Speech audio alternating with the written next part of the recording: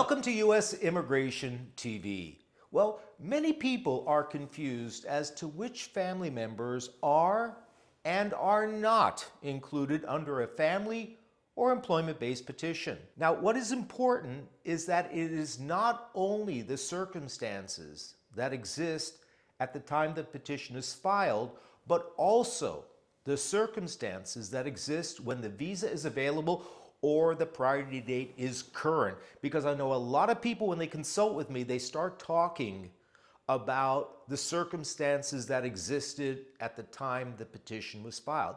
Therefore, although a child may have been under 21 years of age when the petition was filed, their eligibility for a visa is ordinarily evaluated when the priority date becomes current.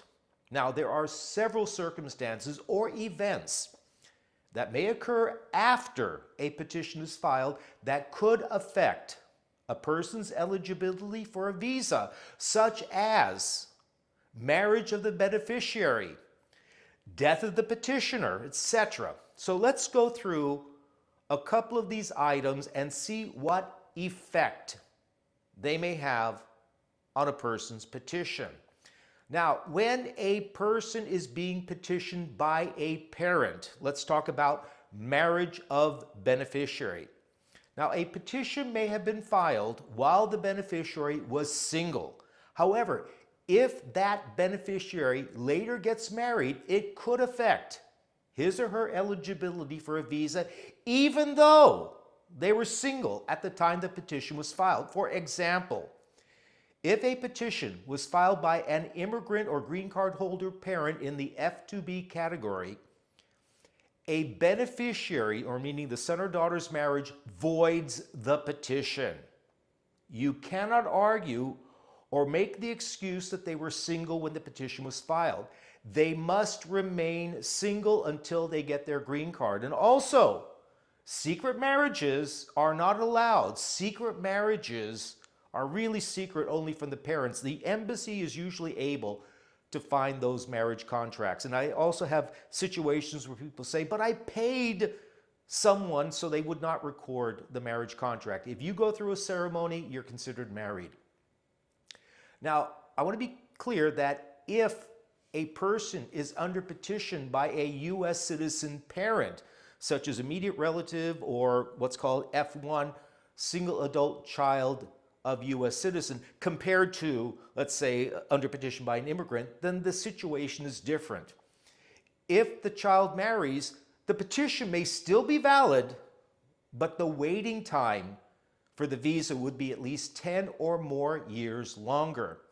And if the child was a derivative under their parents' petition, such as the grandchild of the petition, and let's say, for example, the Lolo or Lola petitions the parent and there's a 19-year-old. If that 19-year-old gets married, he or she will no longer be included in the petition. Also, I want to be clear in terms of effects of marriage. That's usually with the family-based petitions, either a petition by a U.S. citizen or immigrant parent. If someone is being petitioned, let's say, by a brother or sister or an employer, marriage would not have an effect on their petition. Let's talk about other scenarios. Death of the petitioner. Now, although a petitioner is clearly alive when the petition is filed, if, heaven forbid, the petitioner dies before the visas are issued, it could result in the automatic revocation of the petition unless the beneficiaries qualify for humanitarian revalidation or reinstatement, or if they were in the U.S. at the time of the petitioner's death, they could possibly qualify under Section 204L, or what's called the survivor law. Another circumstance or change from the time of filing is the aging out of a child.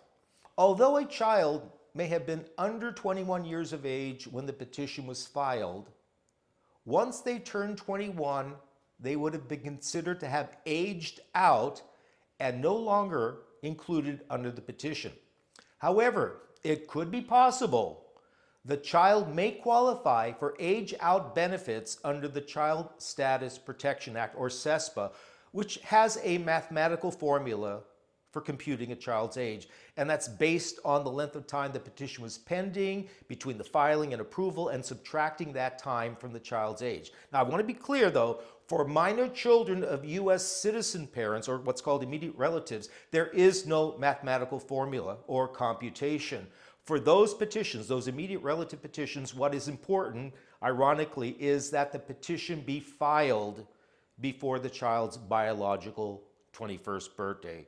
That's the circumstance where date of filing or circumstances of date of filing has an effect. If there have been any changes in circumstances or conditions on your case since the time the petition was filed, such as those I've just mentioned above, I would suggest that you seek the advice of a reputable attorney who can evaluate your situation and determine which family members are still eligible under your petition and which are not. Or if one of the family members, a child, has dropped off the petition, or the embassy or USCIS says they're no longer included, perhaps maybe there could be a way, maybe there was an oversight, a misapplication of law, where an attorney can help you. I hope you have found this video, as well as my other videos, helpful and informative. If not for yourself, maybe for somebody you know. So therefore, make sure to like, share, and subscribe to this channel. I am Michael Gurfinkel, and thank you for watching U.S. Immigration TV.